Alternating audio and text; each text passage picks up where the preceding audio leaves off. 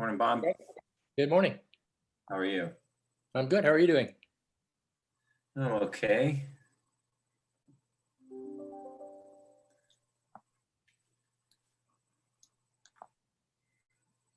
Is everyone all prepared for the new rules and regulations? Good luck. Yeah, good luck enforcing those. Morning, David. Yeah, it will be an interesting time, I think. Morning, David. Good morning, Bob.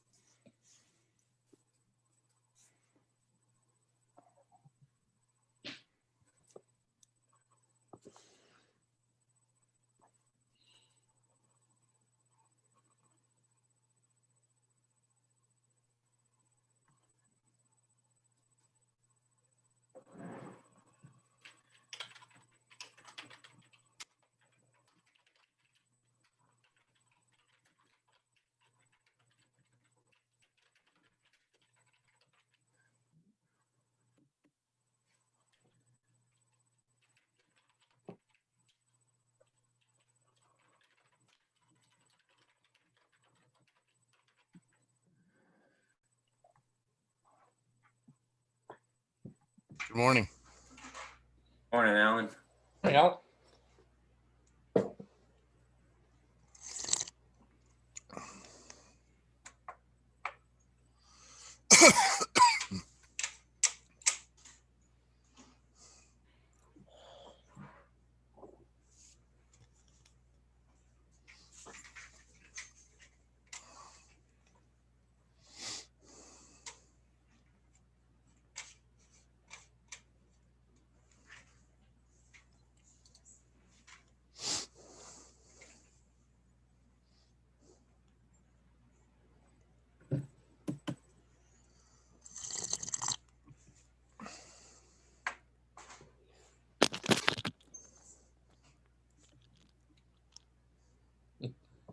Morning, Sarah.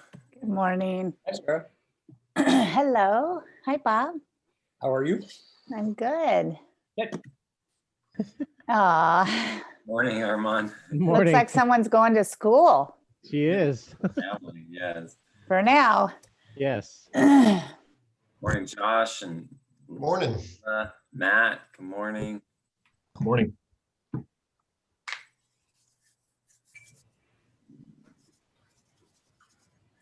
Wait another minute or two for any people straggling in, and then we'll get started.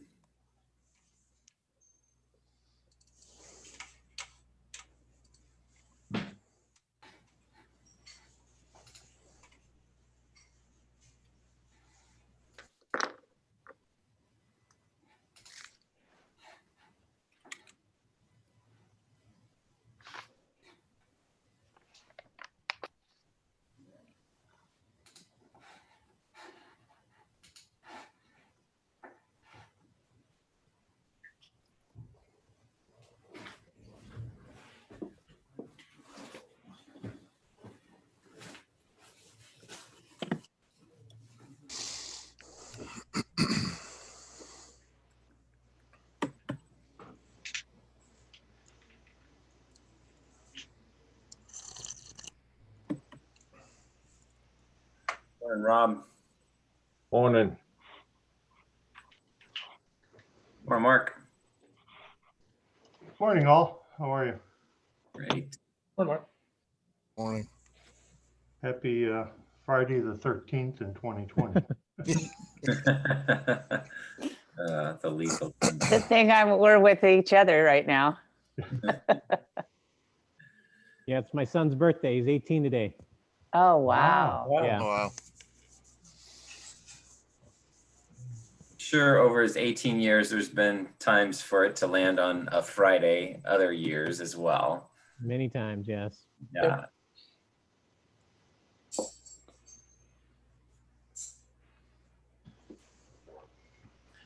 All right, David, it is 7:33. I don't have anybody in the waiting room right now. So if you'd like, I think, or Bob, whoever's kicking us off here, I'll turn it over to you. Okay. Well, thank you, Brett. I'll jump in, Bob, and then probably pass it over to you.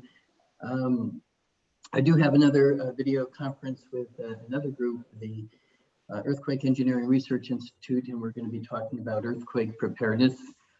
Preparedness hasn't stopped during COVID-19 environment. We've certainly had other hazards that we have both responded to and prepared for. So I apologize, but I'm going to be jumping off a little bit early to prepare for that presentation here shortly.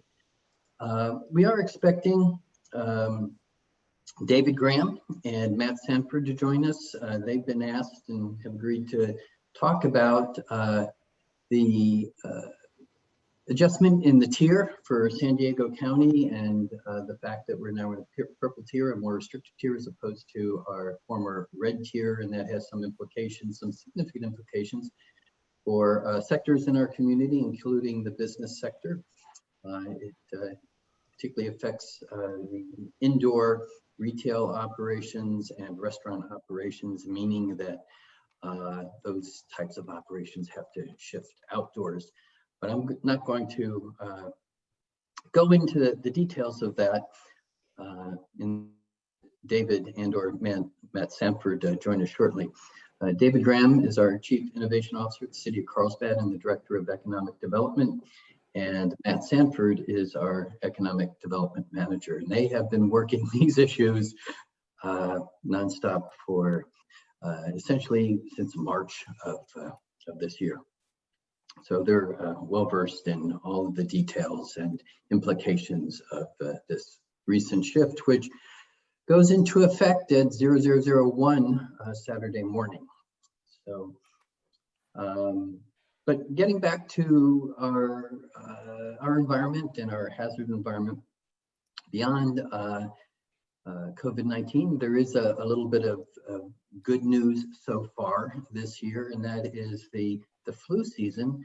The influenza season is much less significant than at a comparable time last year. We have a fewer number of cases, far fewer number of flu cases, and we have far fewer number of individuals presenting at our hospitals with influenza-like symptoms. So that decreases the demand and keeps resources available to treat the COVID cases and the increase that we're seeing in our community sectors with the COVID infection. Having said that, that doesn't mean it's going to continue with these low rates throughout our flu season. We can remain optimistic, but it's still important to consider getting the flu vaccine and getting it early so that it can become effective in preventing flu. Another thing that we saw this past couple of weeks was the rain from last weekend. That was very, very welcome rain. It certainly helps reduce our fire potential index. And it was a pretty good saturation in most areas of the county, many areas of the county. But you can't take anything for granted, and I can't say that we're out of the woods yet. We could still see a heat up this year throughout November and into December until we get the next series of sustained rains. And so we'll be continuing to watch the weather and the impacts of that on the fire potential index.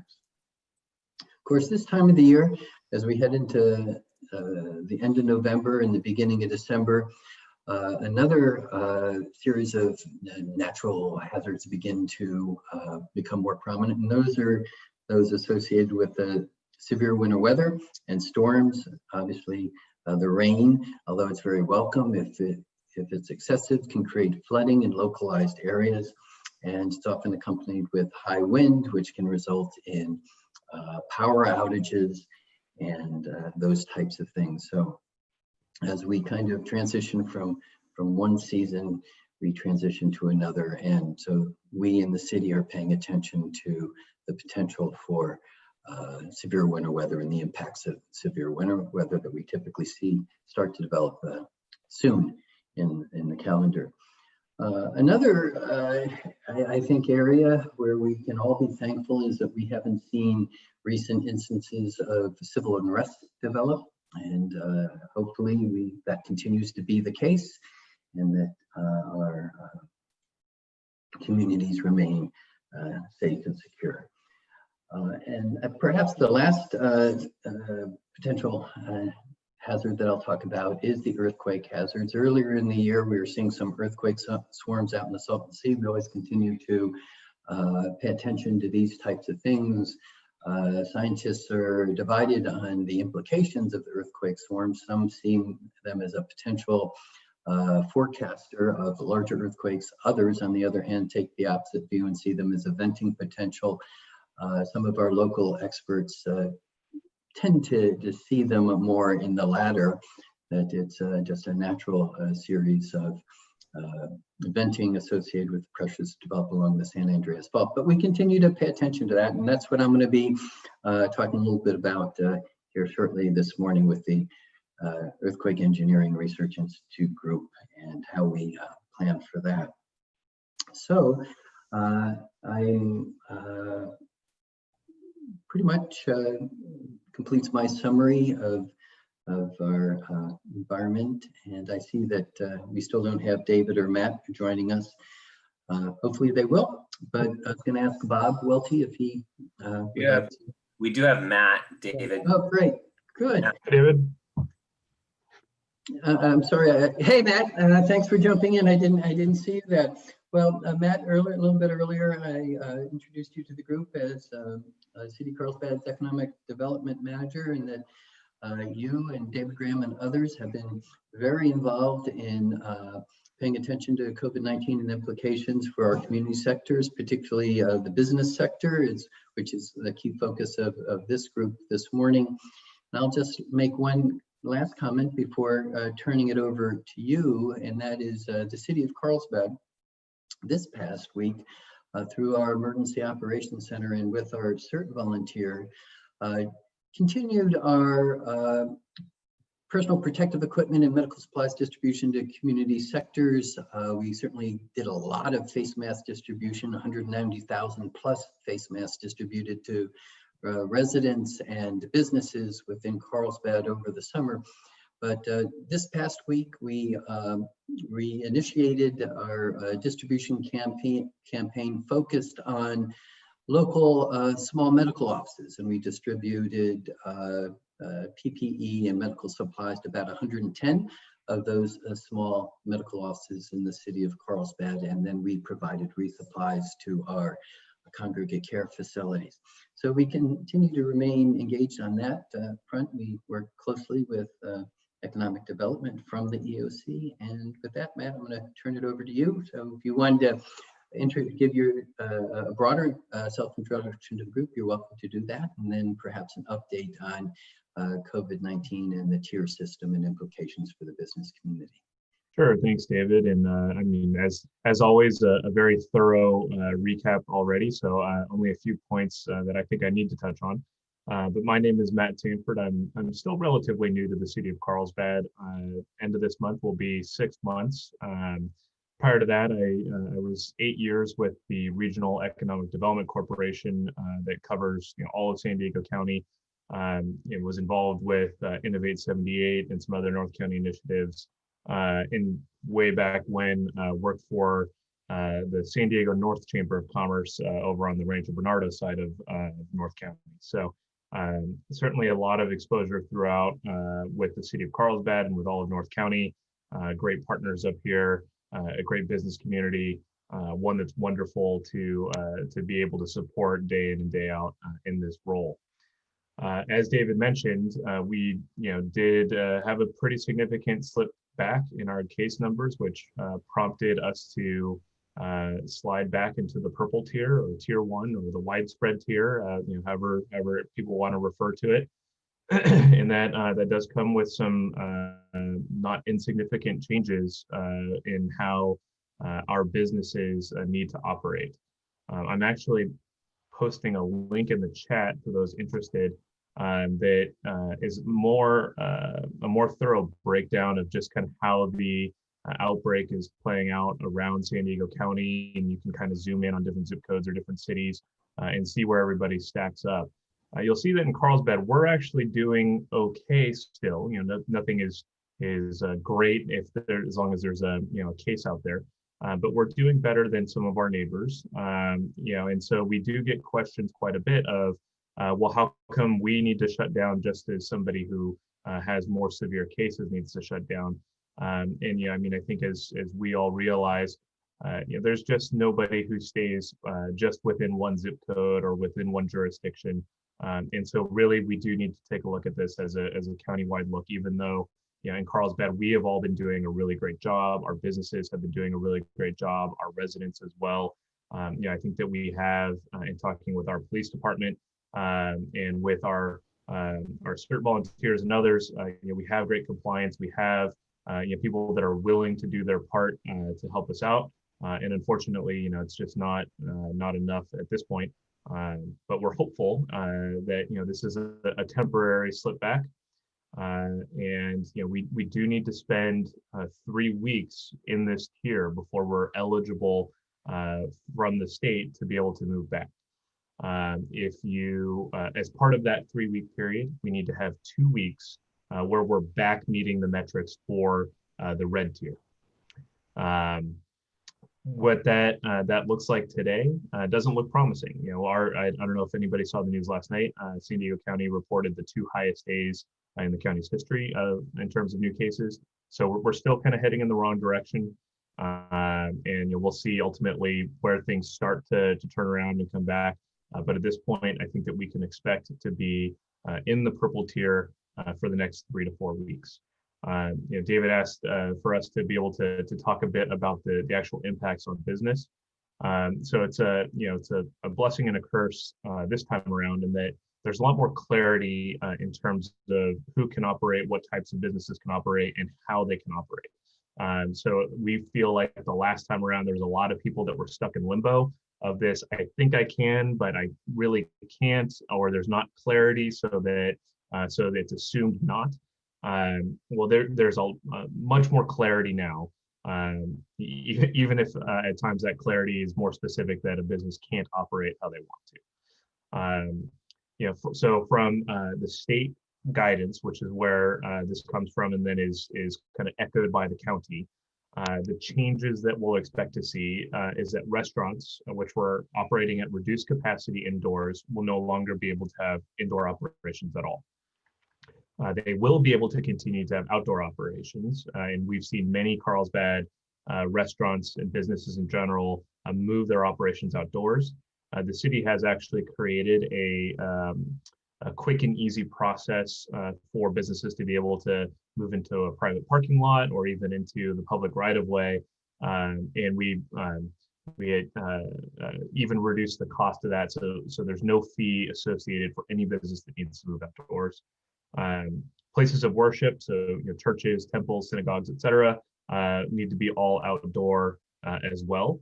Gyms need to close indoor operations, and we do have a number of fitness centers that are already operating outdoors. We've had a couple more fitness centers that have applied in the last 2 days to have outdoor operations, and so we're optimistic that nobody's completely shutting down, although still having to make some hard decisions.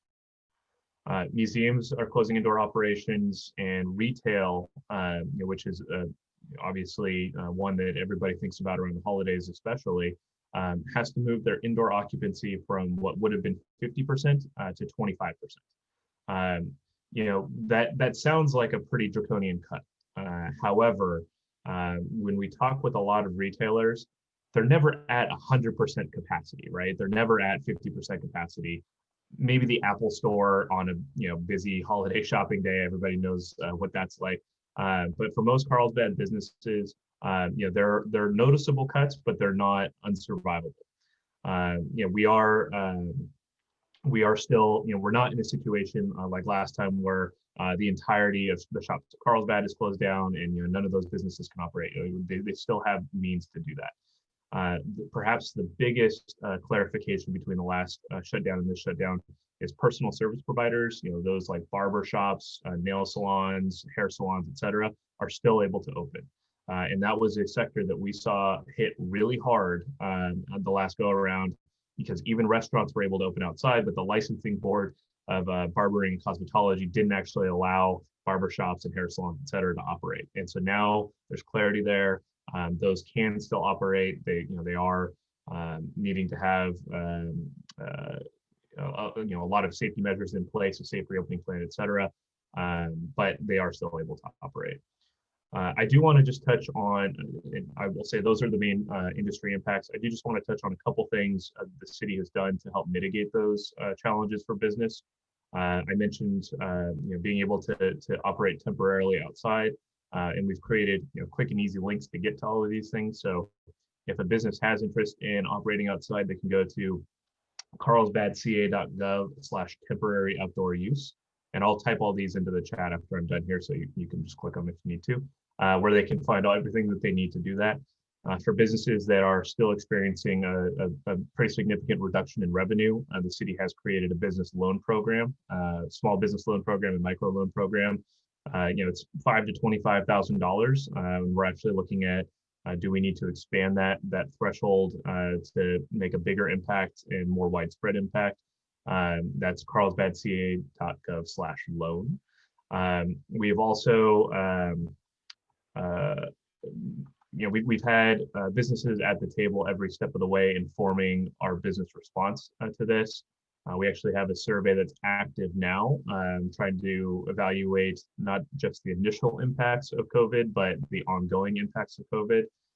So there's carlsbadca.gov/business survey allows businesses to weigh in on the city's response and how we kind of get through this.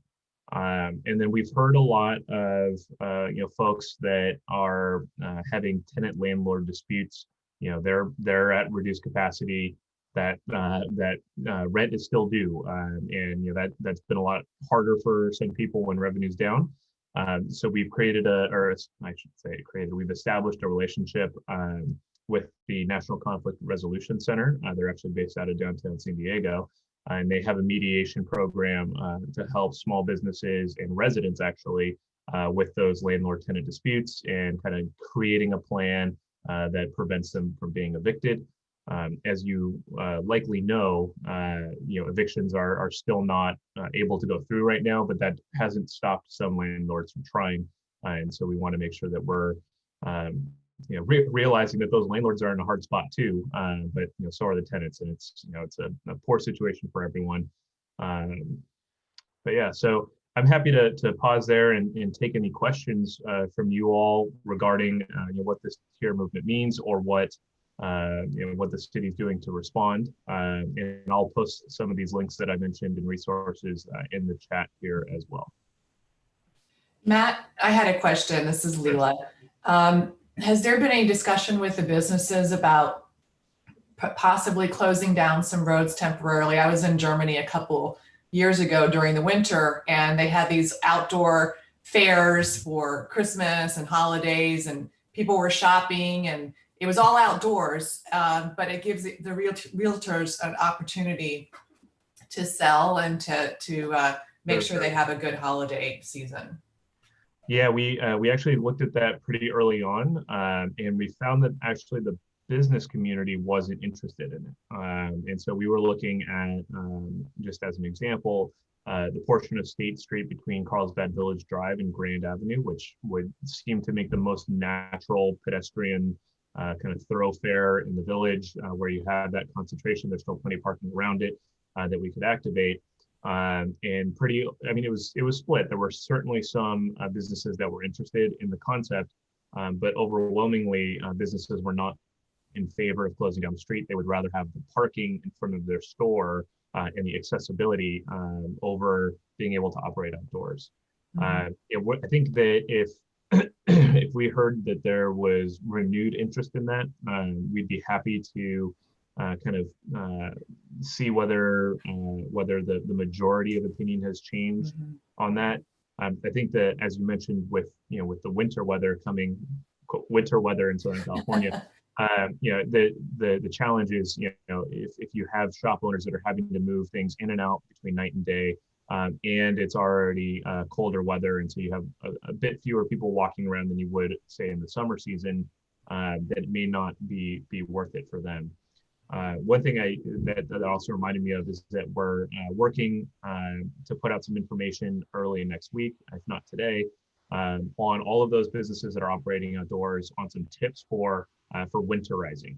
So if you have a canopy and you have a propane heater, those two things don't always mix, right? So we want to make sure that everybody is thinking about how to keep their clients warm, or the customers warm, but at the same time not creating a fire hazard, or not creating something where like the guidance is that you can only have one wall and a canopy down, so one to block the wind, but 3 sides need to be up, and so we want to make sure that businesses are adhering to that, because ultimately the more that we can kind of adhere to these things temporarily, the quicker we can hopefully come through it on the other side. And so we want to help every business, if they have questions or need to overcome some challenges through those challenges.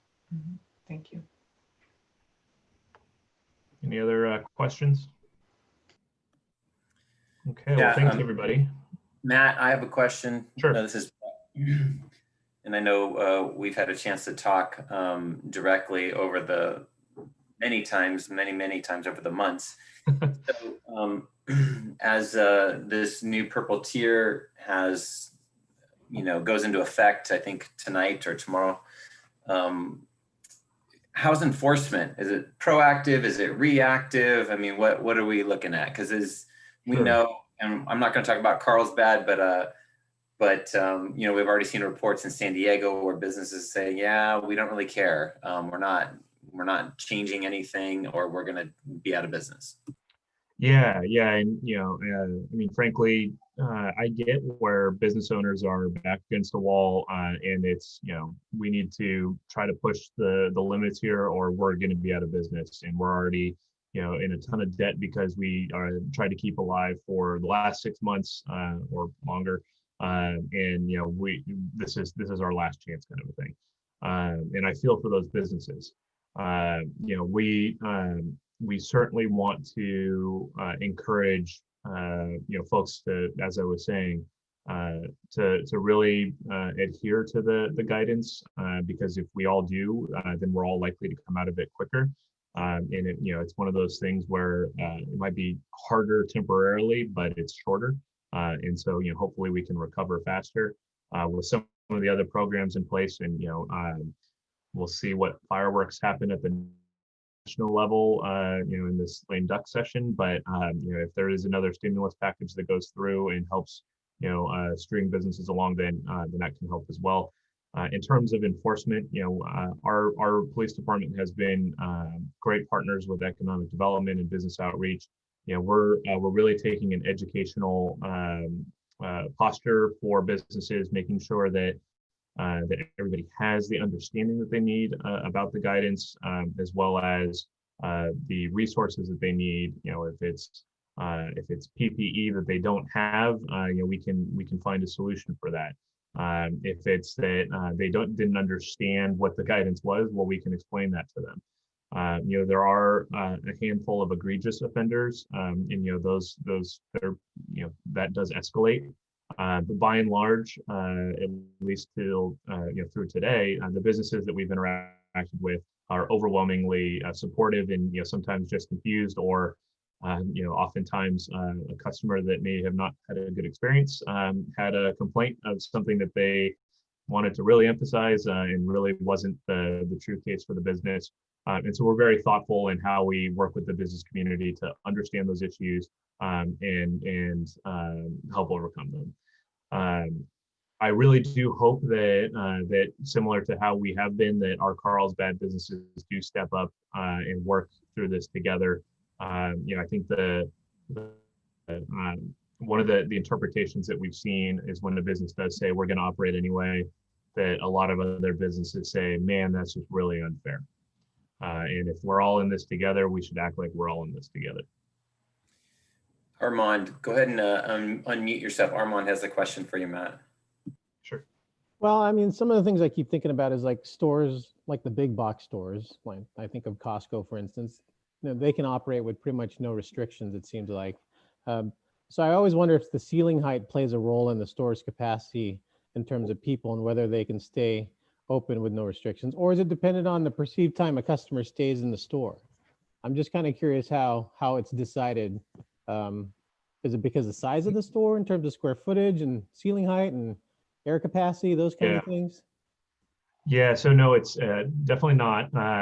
Although that would be nice. Yeah, I mean, it basically is an open environment once you get inside of Costco, with just how spacious it is, cavernous really.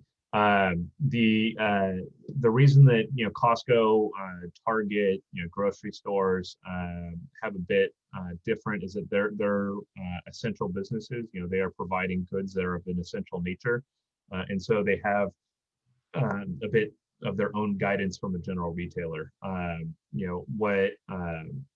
That allows them to have what seems like a business as usual environment. I will say, if you think about how Costco was operating a year ago versus how they're operating today, it's definitely still not business as usual for them. It just seems like it to us because there are more people there than there are at your average retailer, I think. And so they have their safe reopening plan. They are adhering to state guidance. But that state guidance around occupancy, our occupancy itself is based off of the same determination, from fire and life safety as any other business. And in part, they are an essential business, and in part, they have a bigger footprint, and so they can accommodate more people, even at a reduced occupancy. It seems like more people. One thing I just as a tidbit, we do hear from businesses that say, hey, we're able to open up, bay garage doors or basically an entire side of the business. Does that actually help us be able to operate indoors if we can keep essentially that wall open and have fans going? We see a lot of the value in that, but unfortunately, that doesn't adhere to state guidance. And so, those are the types of issues that we help businesses address in understanding and trying to find a solution, trying to get them outdoors and back into compliance.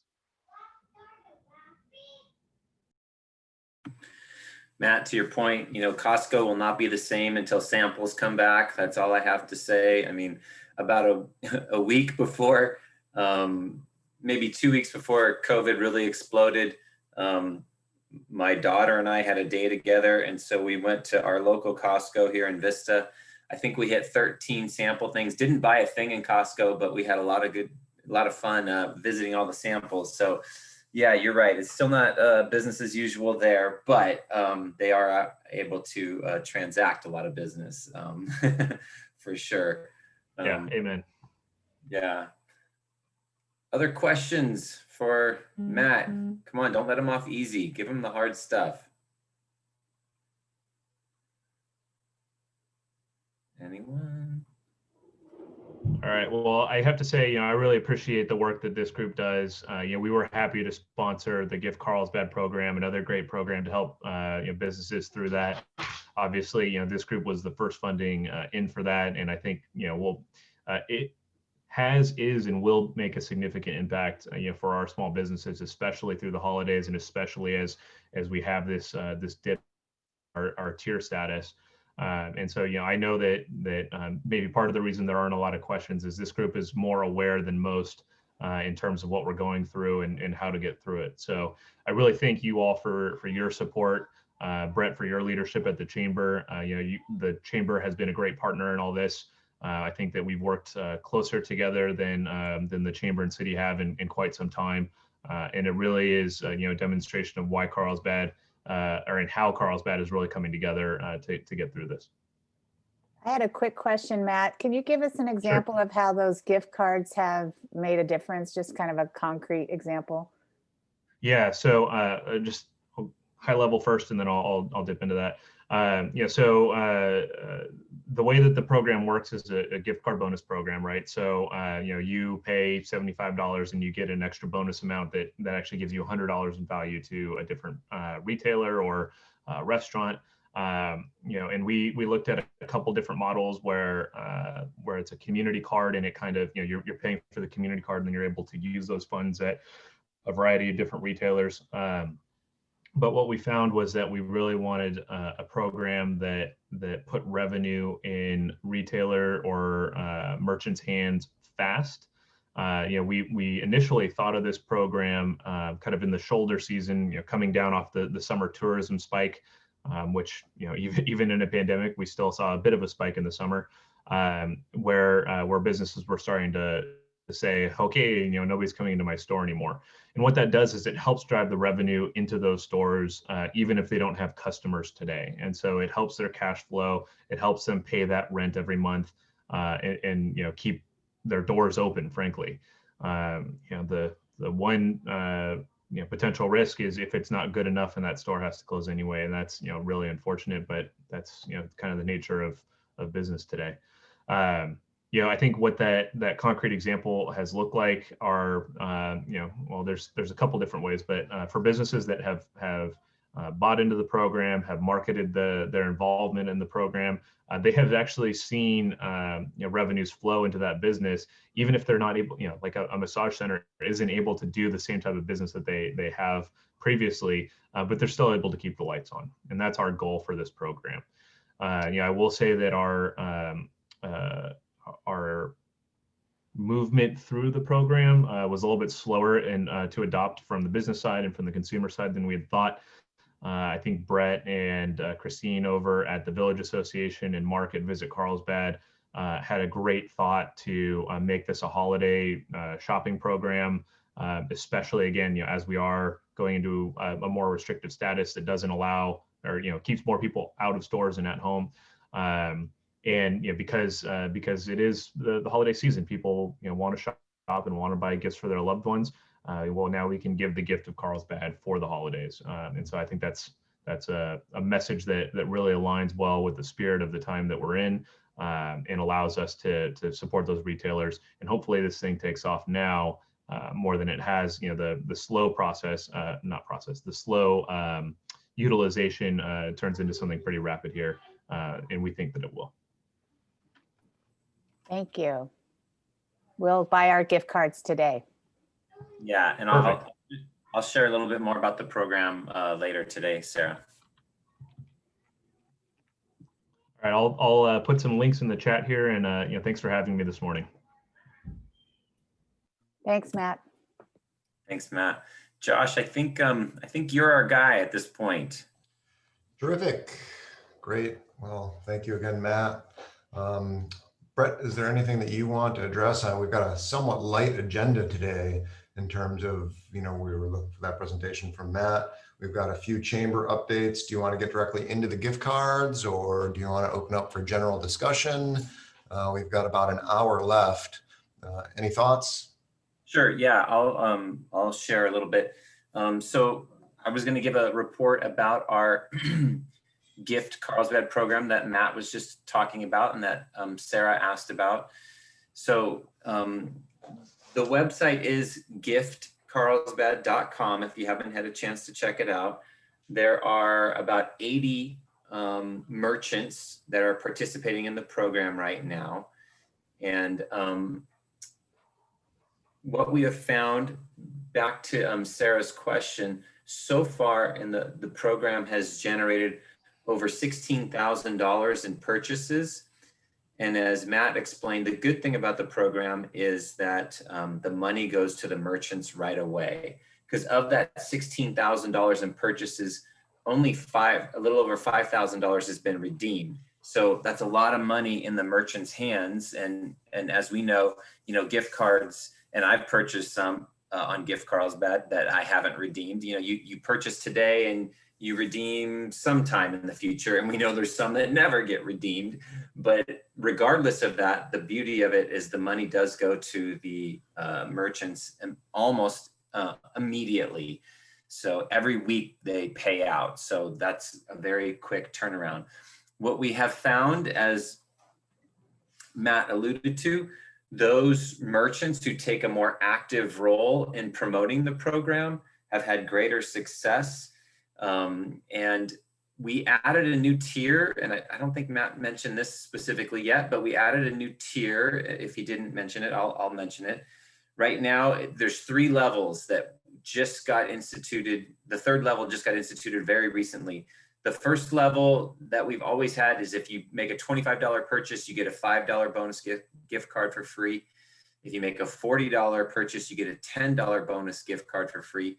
And now the newest level is if you make a $75 purchase at any merchant, you get a $25 bonus gift card for free. So that 3rd tier we hope is helpful in the holiday season, you know, for our merchants, whether that be restaurants or retail or service industry.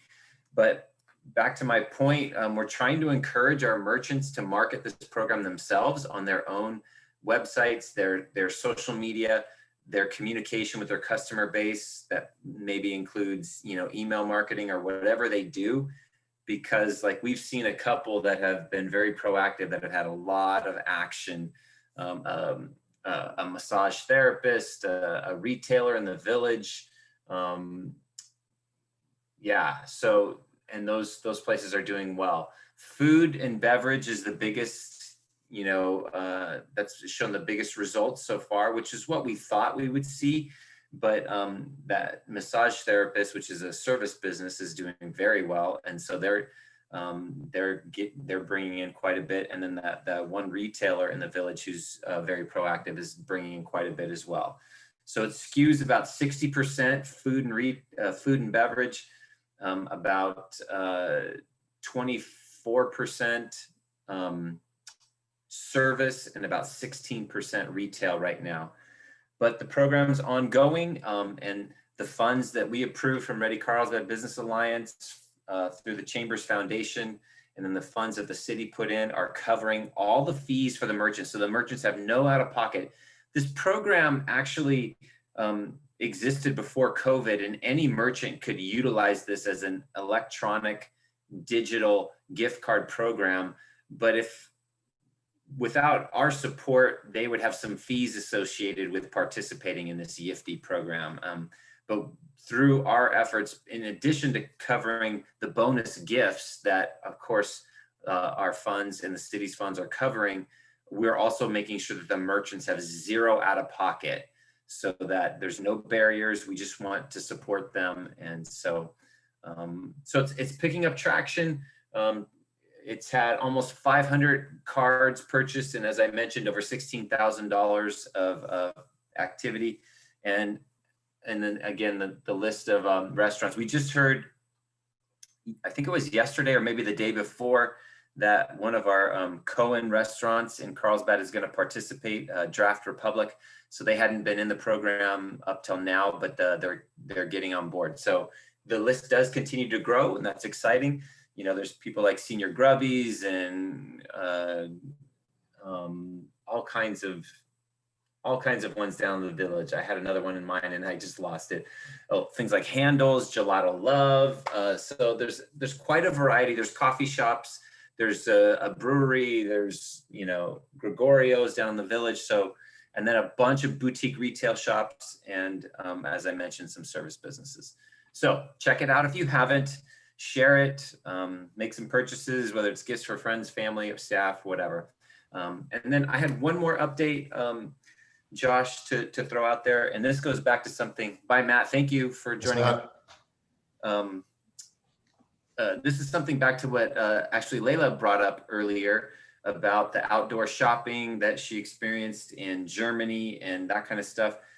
You know, the Chamber has promoted and sponsored for 45 years the Carlsbad Village Fair, which takes place the first Sunday of May and the first Sunday of November on normal years. Of course, because of COVID this year, we weren't able to host either of those events. However, we have proposed and got approval from the county, and we're getting, you know, final logistics with the city finalized, but we're going to do a holiday bazaar on December 12th at the Chamber's office, which is at the Chamber's parking lot where our office is in the business park. So the reason it'll be out in the business park where we're located is we don't have to close any public streets. normally when we do the village fair, I'm sure some of you have had the chance to attend, you know, we close down the entire village and take over the downtown, which, you know, there's a lot involved in that, from traffic control standpoint, from public safety standpoint, et cetera. We don't have to do any of that for this holiday bazaar. The footprint won't be as large, of course, and we will have, the vendors will be spaced out. Like if you've gone to the Carlsbad Farmers Market during COVID, you know, they've had their booths spread out. We'll have the same thing. We estimate we can get about 185 to 200 vendors on our property that we have here. So it'll be less than the village fair, which normally has 850-ish to 900. But we still think it'll be something to do. It's good for those vendors, because those vendors have missed an entire year's worth of events, those small businesses. A lot of these are cottage industries, and that's the primary way that they market and sell their products. So this will give at least an avenue for some kind of opportunity for them to sell.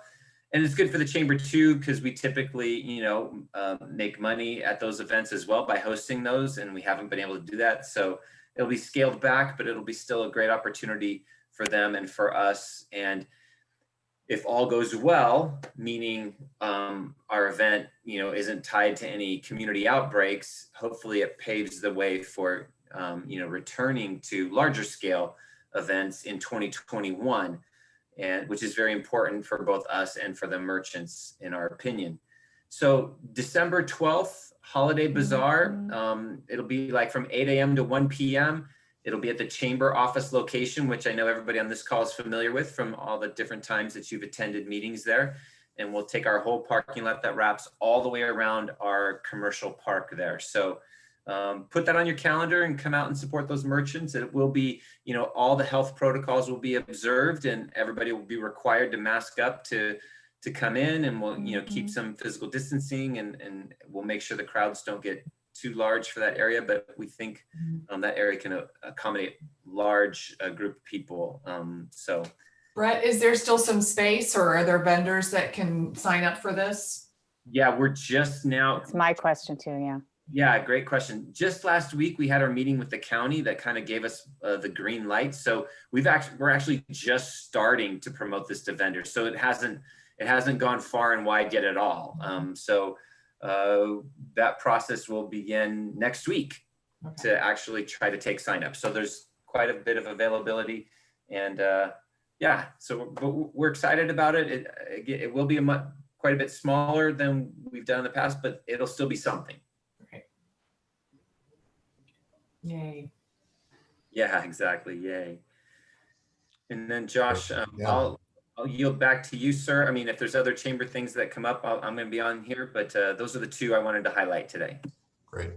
Thanks, Bret. Yeah, I know you got a board meeting to get ready for here in a little bit. So, you know, we do have some extra time here. I'm happy to open it up if there's anything that we'd like to discuss, highlight anything that any of you might be dealing with, or questions that we've got. You know, as the group has changed here in the last 6 months, we've really shifted away from a lot of the symposium planning that we've done into more just briefings and intel information from the city.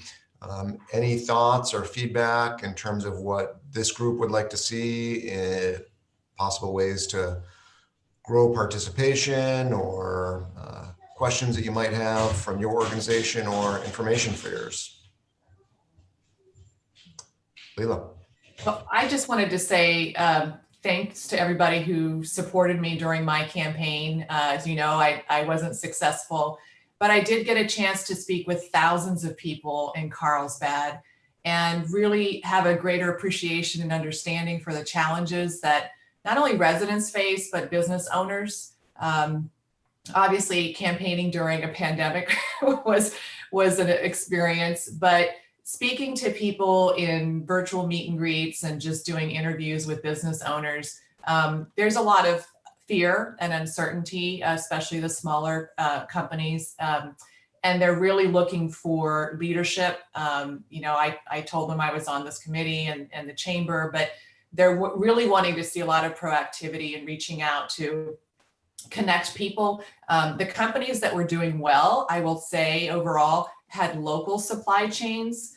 So they were sourcing things locally. The companies that were really struggling were ones that had, Chinese suppliers or outside the US, or they just didn't have supply. And so they weren't able to provide even customers who did place orders. The other thing was for dentists and other people who are having to buy PPEs. One dentist I spoke to said before COVID, a box of masks was $5 and now it's $30. So his costs went up significantly. So if there was a way of the chamber or even the city to use its power of volume to purchase PPEs at a cost that was lower, and then maybe businesses can buy through that at cost, that was one idea that came up.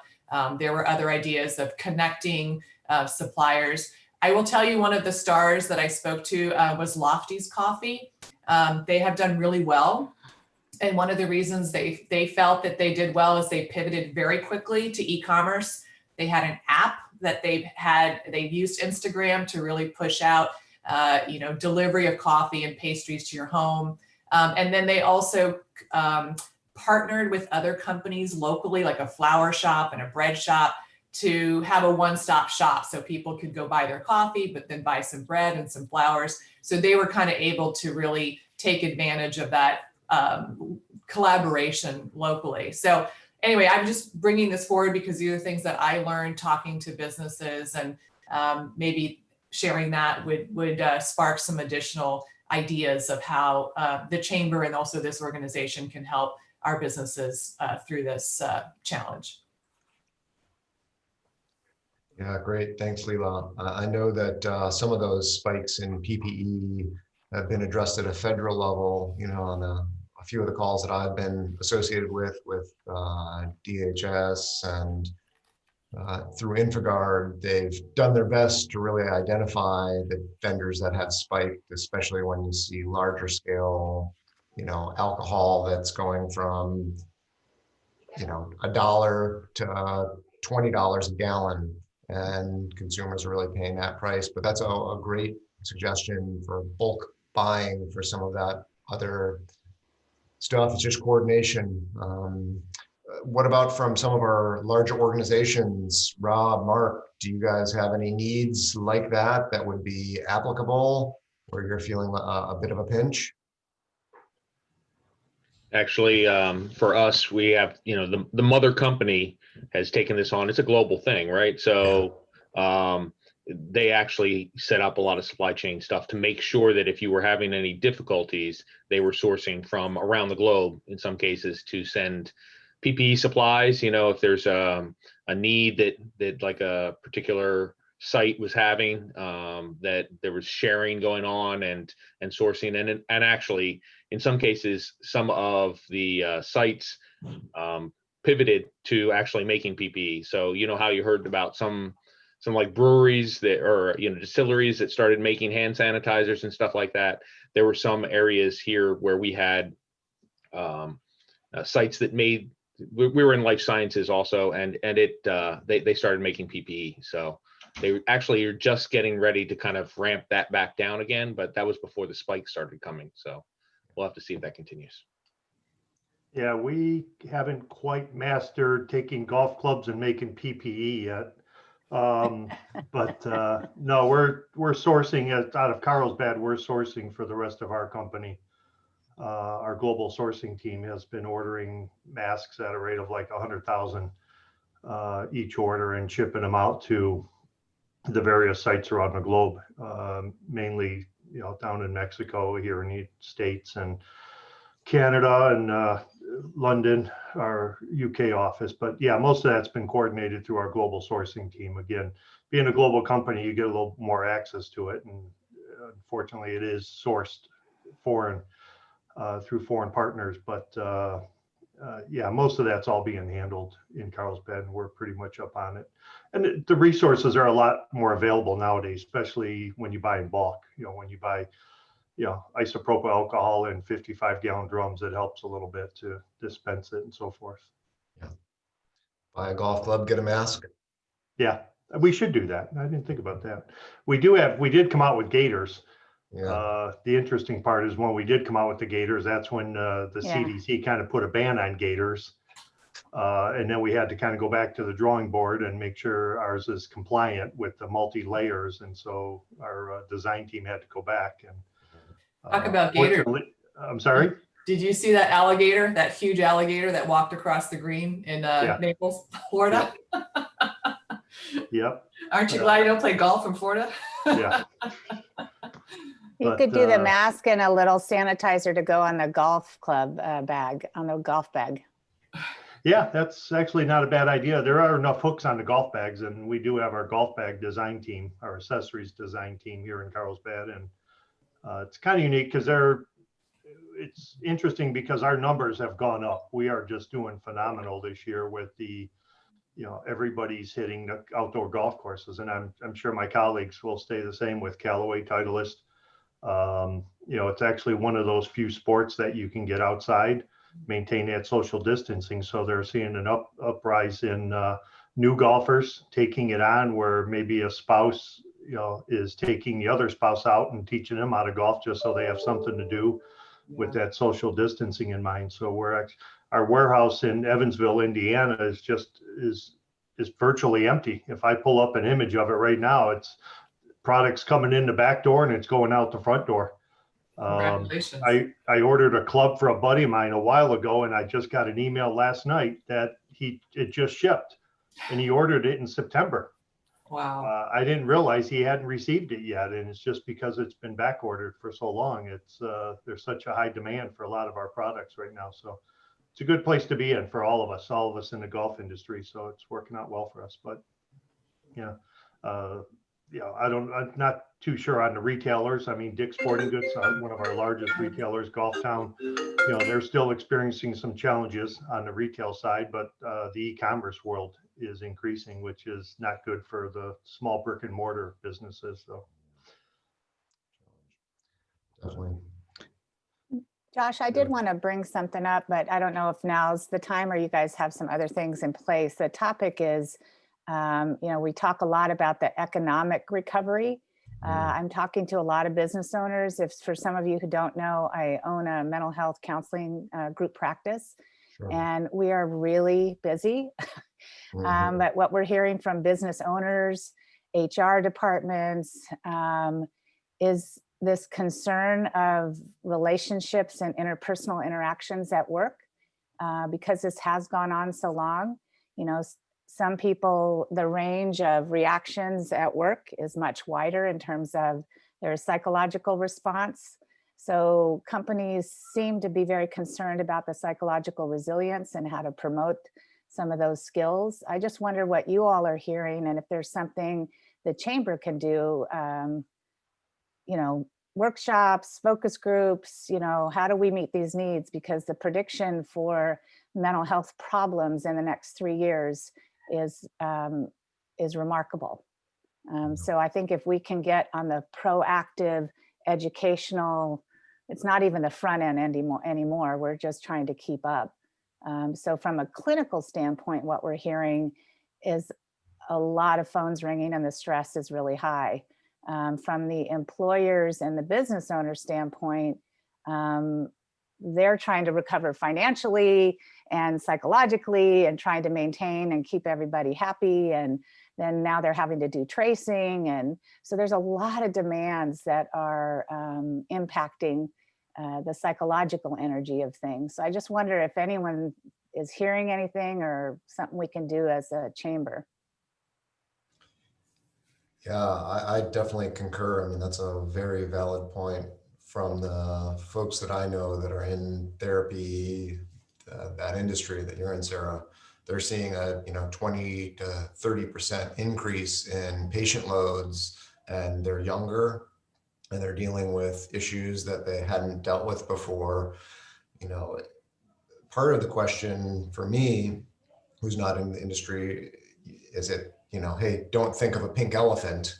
And we're telling all of our teenagers, don't be depressed, don't be depressed, don't be depressed. I don't have an answer for that, but I do know that from the folks that I've talked to, and my daughter's 13, they really they push this all the time. I mean, I'm getting weekly newsletters, prevent suicide, prevent suicide. And I asked my daughter about it once or twice, and she's like, Dad, I'm not thinking about that. The only time I think about it is when you ask me about it. Right, right. I don't know. It's definitely something that I think we could dive deeper into.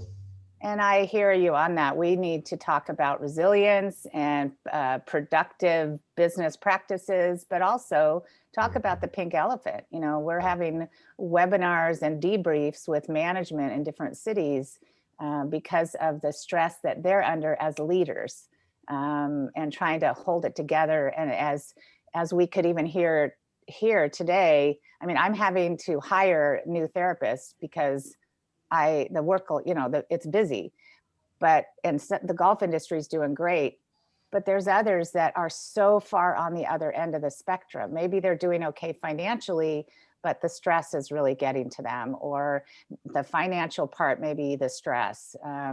So I think we've got to, you know, I know the schools are doing things, but what are we doing for the businesses that have been on this roller coaster? Well, and even some of those resentments of, well, they're doing great, but I'm not, you know. well, even to that note, just because the business is doing well with us doesn't mean employees working from home aren't doing well. Exactly. Because they got a lot of different pressures that they're Exactly. facing that they've never faced before. You know, some Right. are becoming teachers again. You know, they haven't done, I hear from so many friends, they haven't done homework in years, and they're trying to do 5th grade math or algebra because, you know, they're trying to help their children in math and trying to deal with grandparents. And so it's not always a business issue, but, you know, Right. even then, I mean, I work from home now 4 days a week, but yet it brings on a whole different set of issues working from home that, you know, even though the business is doing good and I enjoy working from home, but for most people, I'd love to be back in the office too, because there's a lot of different stresses that I relieve while I'm in the office, you know, just that, you know, seeing other people, and just even you know, the webinar here or the social media chats are such a benefit. And I know our HR, we've done a lot of 19th hole events where we hire a band and they're virtual, they're singing, and we open up a large chat room. You know, like every 3-4 weeks, we've done an event where employees get in there and they just start socializing just like this. And it's good to see your coworkers, because some of them, I'm fortunate because I do go in the office, but we have employees that haven't been in the office since March 15th. Right. And you know, they've been working from home, and we're making changes in our building they haven't even seen in 9 months now. And so Right. that impacts people as well, just that social interaction of even working for a business. Maybe that's a great idea. We could do an article or an email blast to the Carlsbad businesses about what are businesses doing to stay connected to one another, and just like start these creative ideas, because you know, we're so busy just trying to keep afloat that we're not necessarily thinking of that. But I thought, oh, that's a great idea, holiday party. Yeah. We had a happy hour with our team one night and planned it, you know, in advance and all that. And I said, okay, it's not mandatory, no workers' comp, nobody can fall, you know, no driving. But we had a theme where everybody had to wear a hat, and there had to be a story about the hat. And so, I mean, it was hysterical. And it was one of those like, okay, you know, it was really helpful. And we did something similar for Halloween. We still had a costume contest. You know, we still had a gathering for employees to log in, and it was interesting because my son works for the company as well, but he's based in Indiana at our distribution center. And I logged on and I seen him, and I hadn't seen him in a few days. But, you know, him and I started chatting, and everybody's like, hey, this is our group, not yours. But I also got to keep this handy, my little tequila bottle here, just so I do have it. Haven't opened it, but I got it available for when I do have social hours. Yeah. But yeah, those little social events help a lot. I think it just gets people a little more in tune with other people, and they're global for us. I mean, we have people that are overseas that are joining our events in the evening. So a lot of times it's just to see other folks that might travel quite a bit. Yeah, maybe also an article about, you know, what is psychological resilience and what's it look like now, you know, because it's not how we used to define it, you know. Yeah. We're learning that. So maybe that's something we can do to help support the businesses to start talking about what we're not talking about. Yeah.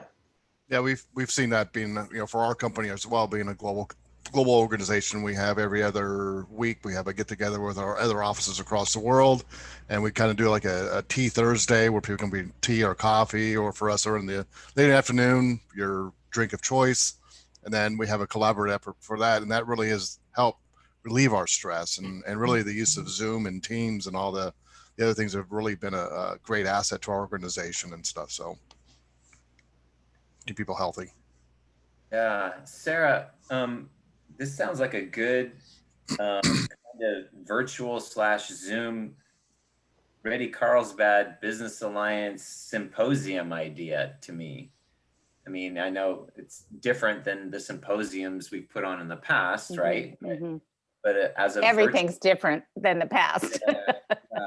But as a virtual, like a workshop, or maybe we don't have to call it a symposium, but the same concept, like as a workshop, this could be a great thing for the committee to kind of pull together some ideas and host. I mean, just in listening to like three of you talk, and between your ideas, Sarah and Mark and Alan, I mean, those are all great ideas. And one,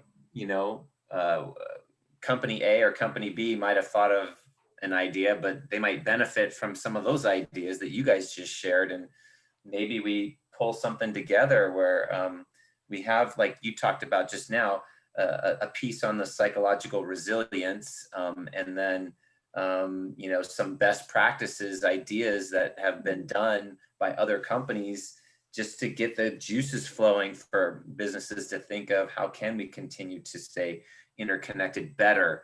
Even companies like, like if TaylorMade's like, hey, we've done this, but we hadn't thought of that and that. I mean, I can see companies who are trying to make an effort being able to really glean something from this, and companies who maybe have struggled to figure out how to make efforts really gleaning something from this. I don't know. I think you're on to something here, that this would fit perfectly within this committee. Okay. Great. Well, I think maybe for an agenda item next month, we could look to address that. I mean, we've got Q1 of next year that we could potentially target. Yeah. And look to plan something out as a reemergence of getting out there and being proactive with some of these issues, giving some people some social outlets and psychological resilience tools. I think that's a great idea. Yeah. Is there anything coming up before the end of the year, maybe tagging it to the bazaar or something, where we could just start,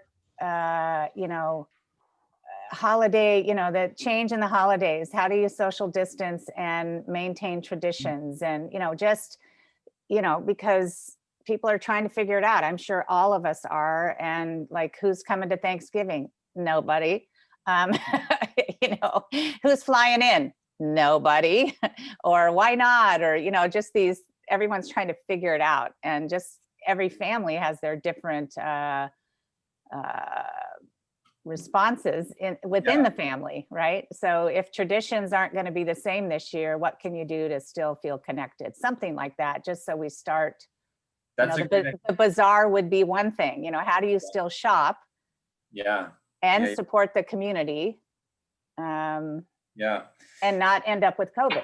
It's like we've gone this far. Is kind of that hope, instill some hope. Maybe talk about early next year, we're going to look at a symposium and just start the invite. Yeah, we started doing virtual walks, and there's a app called World Walking, and you can get everybody to sign in. And we just did we just did a Cross the Walk Australia. We did a Cross the Walk Europe. We're now doing the Route 66 across the US, which we started 3 days ago. And we've got global teams that were kind of a random pick out of the hat, but it gets people out there walking. It gets people out there talking with their teammates and everything else, cross collaboration. And it really has helped keep our employees engaged with each other, keeping them out there. Plus it drives and promotes health, being outside, so it's actually been a real good avenue for us, and it's free. So it doesn't cost anything. You just have to sign up and then track your steps to a watch or a Fitbit or something like that. So Yeah, and then the whole outdoor piece has become an important part of the mental health. Getting outdoors and exactly. doing stuff has been such a positive. I love that. I had not heard about that. Yeah, that's something that we engaged probably about 4 or 5 months ago and stuff, just try and keep our employees engaged and so on, and keep their mental health going strong. We could do a walk Carlsbad. Yeah, so my husband's company did that as well, and they tied it to weight loss because a lot of people gain weight in quarantine. So they had goals per team of how much the teams lost weight by walking, and so they built in a competitive spirit to that. So exactly. I think there's a parental piece here, Josh, that you really highlighted, and that is, you know, you're not the only parent that I've heard say, okay, well, I'm working from home, but I'm getting these messages. Is my kid in trouble? And what am I supposed to be watching for? And, you know, it's scary. Now, unfortunately, the suicide rates are increasing for all ages right now, which is very unfortunate. So the parental piece, if your employees are parents, maybe we could throw out an article or something, key points to, you know, parenting during the pandemic, or I don't know.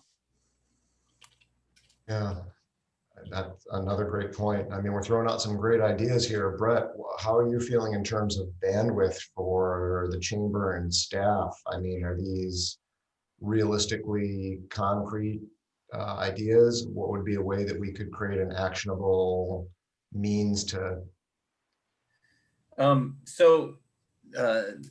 Because of the nature of you know, webinars and Zoom, these things can be set up rather rapidly and easily.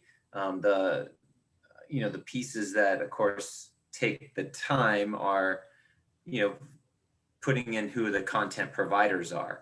From our side, though, in terms of facilitating and getting it out there and pushing it, you know, as long as we have a couple weeks of lead time, ideally 3, but at least 2, you know, we can promote stuff and get it out there and usually get a decent attendance. Of course, every topic's different, so you never know, but that part really isn't the hard part on our end. It's the, you know, fleshing out, because we've had a lot of good ideas here, but fleshing out the actual, who's gonna be the main content person, you know, the expert like a Sara could be possibly, or, you know, and then making sure that whatever other pieces we want in that workshop or session are able to be pulled together. So that's what usually takes more time than the you know, the actual promoting of it on our end. Yeah. Guys, I gotta leave. Been a pleasure. I'll see you guys all next month. Thanks, Mark. Take care. Thanks, Mark. Keep swinging. Welcome, Lee. I see that you've joined us. Yeah, thank you. I apologize. I was on a conference call with some folks in Europe and Central Asia earlier, and so I couldn't join at the beginning, but thank you and good to see everybody. Yeah, good to see you too. And yeah, I didn't get a chance to go through introductions. David jumped right in there, but Tiffany, I haven't noticed yet other meetings. Would you like to take 30 seconds and just give us a brief who you are, and thanks for joining us. Hi, yes, my name is Tiffany Chapinski. I'm one of the newest members to the Chamber of Commerce and really excited to get more connections and learn more about being a business owner as I'm new to it. So I was a firefighter paramedic for 20 years, had to retire early because of an injury. And I wasn't done serving. So I created a business called Rescue Baby that helps empower families to be their baby's hero by teaching them CPR with an emphasis on pediatrics, to include car seat installation and in-home safety pertinent to, you know, young children. I also recently completed a course of studies at UC Irvine for emergency management and disaster recovery, which really spins my propeller hat when it comes to this kind of Ready Carlsbad, you know, the resiliency, the whole community approach to safety and responding to disasters. Just one point, as far as collaborating with ideas, I was thinking, like, is there any kind of a mentorship program that the chamber has where, say, if there's, you know, the youth that parents, sometimes they don't want to talk to their parent about something, but if we have a group of people that are interested in mentoring these young kids, and then having, a picture of us, kind of our bio, and reaching out and saying, oh, how about, can you reach out to my kid and talk to them? Or even, people that are younger, like in their 20s or whatnot. Is there anything like that? Not at the moment, not exactly, not formalized like that. We have had some small scale opportunities where we've done some more like business entrepreneur, kind of mentorship for those who have gone through a program that we were part of, for, those who have those kind of leanings, are interested in entrepreneurship. And then there's other organizations in town that have leadership, what do they call them? The Carlsbad Educational Foundation has a leadership forum, or whatever they call that, I forget, but they meet once a month. The group does, with different leaders. Some are nonprofit, some are business leaders in the community, and they kind of hear from them. But I'm not aware of something like that you just mentioned, Tiffany, where there's kind of almost like a database of potential mentors that are just available to kids. But it's an interesting concept. Yeah, I know that at the board level, we've certainly had some focus and discussion over engaging that 20 to 30-year-old group, junior ambassadors. How do we really engage those people in the community? Bret has added a wonderful program in Rising Stars, where we're really addressing the high school students and recognizing them. And a lot of them have been through adversity. So I think that it's very pertinent to what you're discussing, and how do you connect those people? In my perspective, as your board representative, it's, the business and personal oftentimes don't meld together with the chamber, but we're finding that they do. And, it's no shock that people do business with people that they like and enjoy and trust. And so how do you really put that on a personal level, so that way your businesses are going to those folks personally? Do you have any ideas, or have any of the classes that you've taken discussed that? Well, in responding to disasters, the psychological impact is definitely something that, we've gone over. The last class that I took to complete the core studies was a sociological effects of disasters. And my final report was on the generational differences in disasters, and how I found, which was a surprise to me, that the youth and the young children are they're doubly affected than adults. You would think that children, because I have 2 young kids, and they're happy every day pretty much. But at the same time, when we say our prayers at night, they're, praying for the virus to go away. And so there's an impact that the kids are definitely having right now. And like, that's something I've had this drive of, like, youth preparedness, and wanting to reach out and find these kids that, like, maybe they just need somebody to talk to, somebody that they can't really talk to. And if there's a bank of people that are available, and kind of, like a big sister, big brother kind of scenario.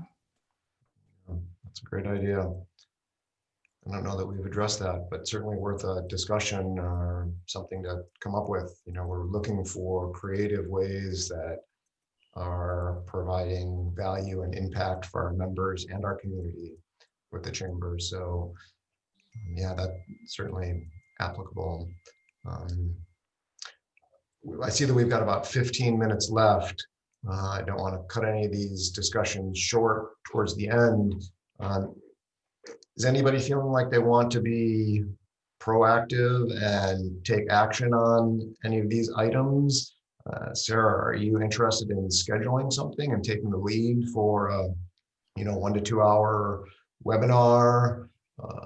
Tiffany, is that something that you would potentially be interested in, hashing out a pilot program to present to the group, maybe for our next meeting? Does that interest either of you or anybody else? Alan, that walk, I think that would be a great thing to do as well. Armand had mentioned something about getting together with the elderly, providing stuff there. Maybe we could collectively go off and present back to the group, or set dates. Any thoughts? Well, I'd be happy to be part of, pulling something together, and maybe in pieces, so that it's a progression. We don't have to like wait for 3 months. If we could start that, and in terms of how the chamber puts things out, that's why I need somebody on the chamber, because I don't know your all schedule and the appropriateness of different things, but I'm happy to brainstorm and write up things. We all have an expertise that, you know, maybe everybody could contribute if we can give them like, here, write a paragraph about this. And so it really comes from our whole committee, and that we're all represented, because I think we all have some really good input from different angles. But I'd be happy to help be a lead coordinator or something. Yeah, Sarah, I sit on the National Association of Corporate Directors, and there's a lot of discussion about that. So I'm happy to contribute from kind of the, you know, bigger Russell 5,000, 3,000 perspective. Great. What we're discussing at that level. Mm-hmm. And I can pull in a couple of my team members to help if we wanted to have like let's say a discussion next week about trying to flesh it out a little bit and see where we could go with it. So I could pull in a couple of people if Yeah, I really think this is a track, like from now on, you know, whatever we end up calling it, there's lots of different things we could call it, but I think this is going to be something that, as somebody said in the chat, this isn't a one and done. Yeah, that's a good point. So I'm looking really quickly here at a calendar. Give me a second.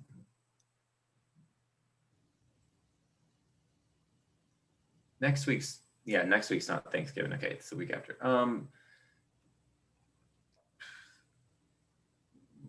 What about on calendars, like Wednesday afternoons usually good, or is that, It can be with enough notice. What day are we looking at? I was just looking at next Wednesday, the 18th, like around, I don't know, anything from like noon to 3 p.m., something like that. I'm totally booked. Sorry. No, that's okay. I'm trying to hire more people, so I can, but for now. What about a Thursday afternoon, like 4 o'clock, 3 o'clock? I could do 3, I could do 1, I could do 5, but that gets into happy hour. Yeah. What about Lela, 3 o'clock on Thursday, the 19th? You're muted, Lela, your thing's on mute right now. Yeah, that would work. Okay, so if you could both put that in your calendar, and I'll shoot an email to both of you, and I'll get my team, I'll send a calendar invite, and I'll get 1 or 2 of my team members to join in, probably myself and 1 other, and then we'll and then I don't know, Josh, you love this stuff. You want to join us? Sure. Mm-hmm. Yeah. Okay. Yeah, I might be able to add a little bit of insight too. So that'd be great. Yeah. Brett, I would like to participate too, if I could, and anything that I could contribute, I will. Yep. All right. So I got Alan, Lee, Josh, Sarah. That was the 19th. Are we going to do this for an hour, or?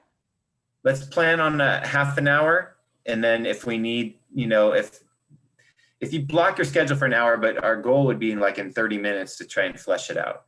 Great. That's at 3 o'clock on the 19th. Yes, and I'll send a calendar invite to all of you. 11, 19. Brett, if you can add me too, I'd love to join. All right, you got it. It's an open invitation. Anybody on this call, nobody's excluded if you want to be in it, but just taking volunteers. So I got it. I got those 6 names, and Tiffany raised her hand. I don't know if that was for a comment or participation. Yeah. Yes, please. Our baby rescue Tiffany. Yes. Okay. Tiffany, got it. Tiffany, I just have to say what you just described is amazing. I look forward to hearing more about it. Yeah. Awesome. Thank you so much. I mean, what a way to bring everything that you do kind of like together. That's great. Yeah, and you know, part of my goal too, so pediatric calls for firefighters is one of the hardest calls that we ever go on. And so like pulling up in a fire engine and having a parent just throw their baby in my arms, it happened way too many times. And I feel that it could have a tentacle effect to where if I can empower the family to be able to respond to that disaster, that firefighter now doesn't have the PTSD effects of having to deal with an incident that could have been rectified if, you know, some sort of advanced care was being given by the parent or the caregiver. So it's like, I mean, if I can have firefighters have less PTSD as well, he's like, that would be awesome. So yeah, I'm excited about it. I'm passionate also. Yeah, and I see that it's actually empowering the parents to be able to recognize the potential threats that maybe their infant or young child is having and do something in advance rather than get to the point of having to call the paramedics. I as also well. think That's older tremendous. children in the family, you know, I've seen that when they are trained. It's not too early. It can be in elementary school. So do you think this is something, Tiffany, that can be pulled off virtually, at least for a beginning? Yeah, I'm trying to figure out that right now because, you know, the direction through the American Heart Association and teaching people CPR, you know, we're not supposed to do any kind of mouth to mouth on the dummies because of the saliva and, you know, all of that. So it's been hard to navigate it.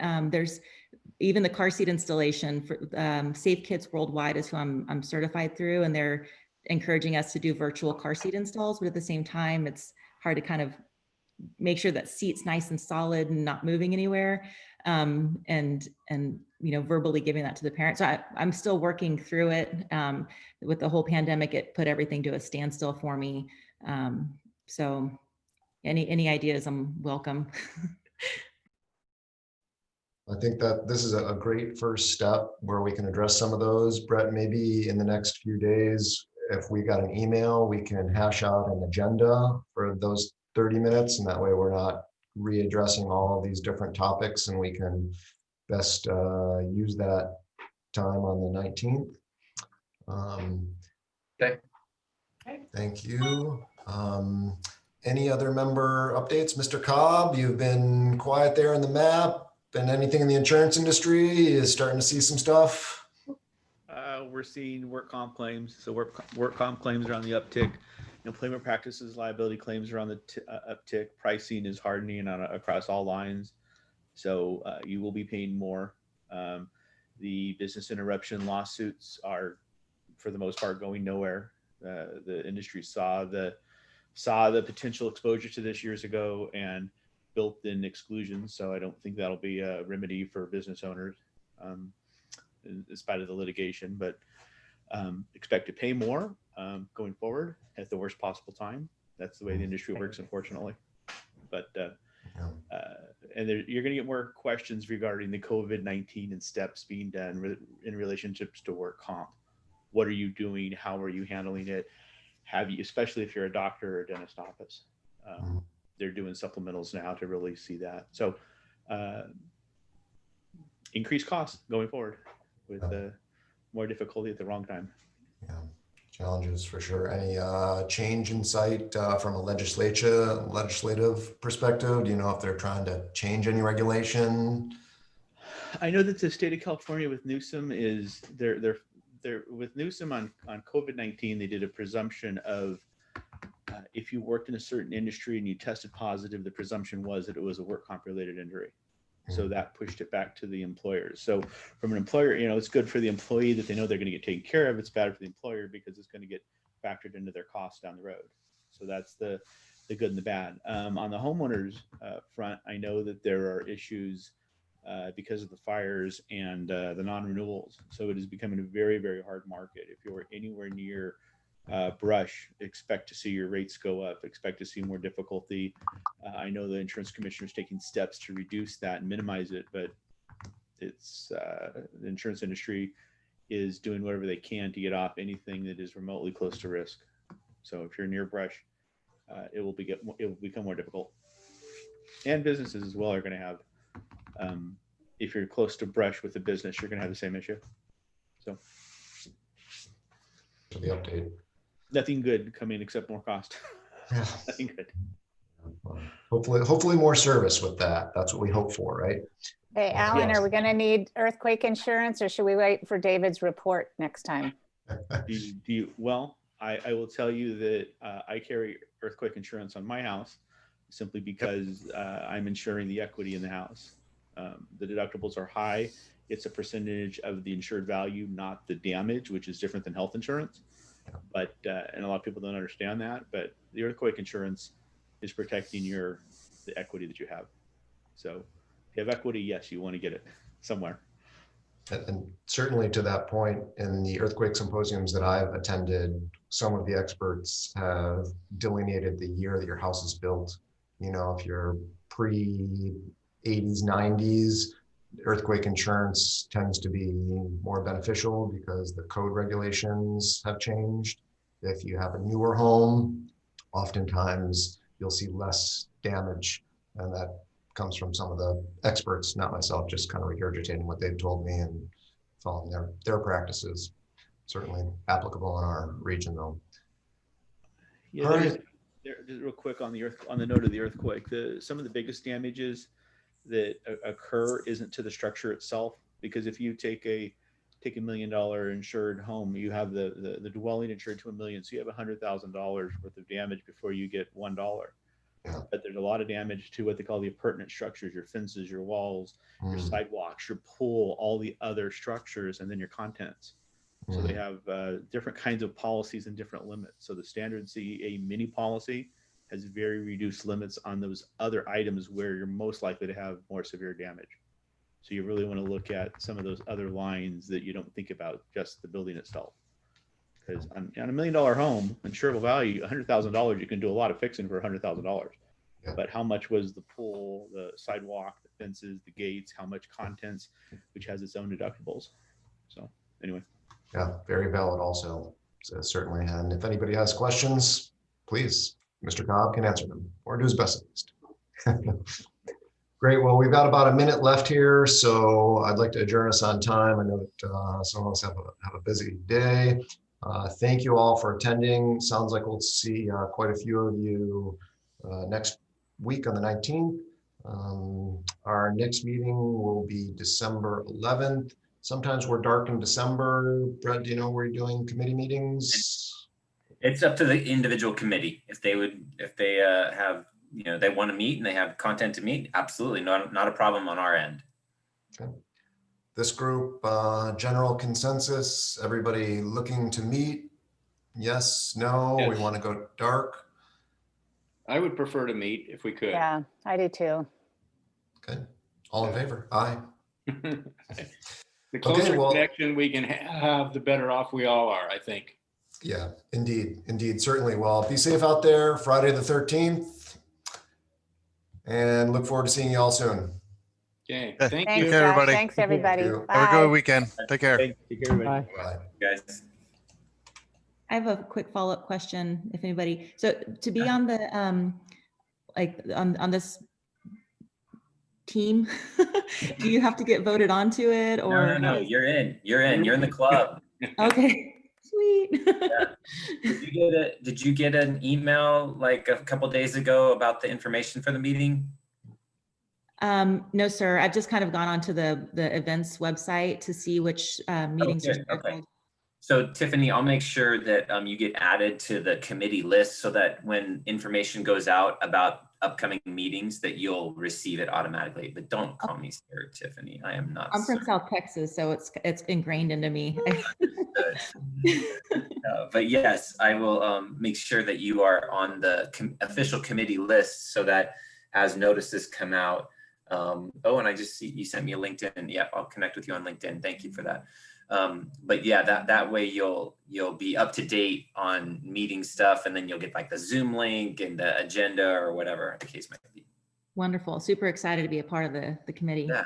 Thanks for joining the chamber. I'm super geeked up about your business. I even love your hat. It's cool. Thank you. I know I have to, I was doing a trademark on it, and the American Red Cross did an opposition. So I have to change the colors. Oh. So it kind of set me back a little bit with the trademark attorney, but yeah, there's different logos I'm going to have to start playing around with. I was thinking like a blue cross and pink R&B for, baby, like pink and blue kind of stuff. Yeah. So oh yeah, that's a cool good one. Very cool. No, it's great to have you today, and Yep, we'll get you added to the committee list, and it'd be great to have you on an ongoing basis. All right, wonderful. Thank you so much. Thanks, Tiffany. All See you, right. Armand. Okay, bye-bye. Bye.